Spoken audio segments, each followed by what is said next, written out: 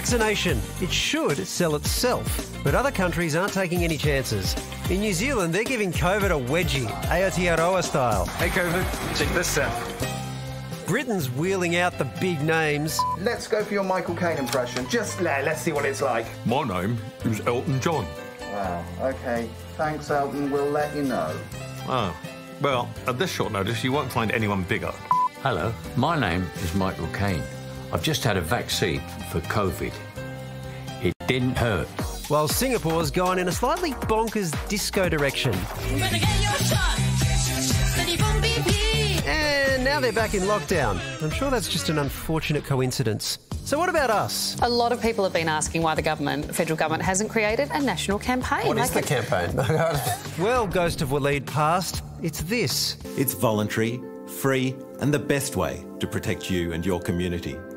To find your local clinic and keep updated as more locations are available, go to australia.gov.au. As dishy as Dr. Nick may be, it's not exactly a blockbuster. The worst ad I've seen is the one that came out from the Australian government a couple of months ago. And when I say to people there has been a vaccination ad, no one can remember it because honestly, it's so boring. Stir in mixed messages like these from our leaders. Right now, we want to encourage everybody over 50 to be vaccinated as early as possible, but we've been very clear that as supply increases later on in the year, there will be enough vaccine of mRNA vaccines for every Australian.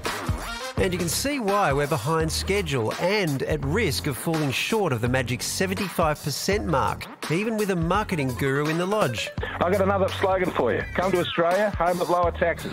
Given that Scotty's nickname is Scotty from marketing, he's really bad at marketing. And there's a lot of good ad agencies out there, so I don't know what they're spending their money on, but it's not on good marketing. With that campaigning, it's so important that we don't think of it as one size fits all, but that we know what our different audiences need and who will compel them, because it is a pretty sensitive, volatile moment that we're in right now. The government is working on it. There is more communications going into the more elderly population, and you'll see that rolled out in the weeks ahead. So while the government keeps chipping away, what should that rollout look like? Right now, we think that it's probably better to focus on what we call the game frame: health, security, and a sense of freedom. I would definitely use a little bit of fear in the campaign to remind people that things can change really, really quickly, and getting vaccinated is the best way to avoid that.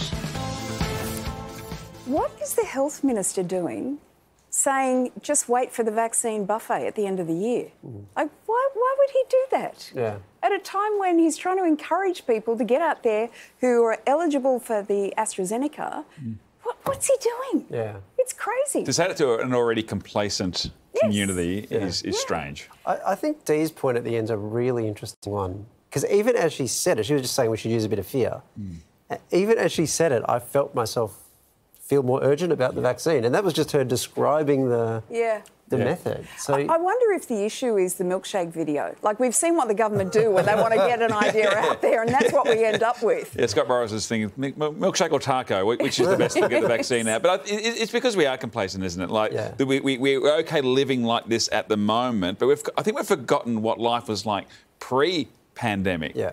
What travelling was like. That's what we actually want to get back to, not this. Yeah. This is a good version of that. This is like a holding version of It's life. a beta version of life. We can't fly around, really. You know, if you do go interstate, you're worried that you can't get back. All these kinds of things. Like, we need urgent. Yeah. Do you think it changes when all of the Instagram accounts we follow from the UK and the US show themselves travelling? Does that change it? I think possibly it does, yeah. Hang on, you're burying the headline there. Are you on Instagram? He's got a burner. He's got a burner. Him and Kevin Durant. From expert opinions to in-depth analysis and reporting, the Project YouTube brings you the biggest stories from Australia and around the globe. Hit the subscribe button now for news delivered straight to your feed.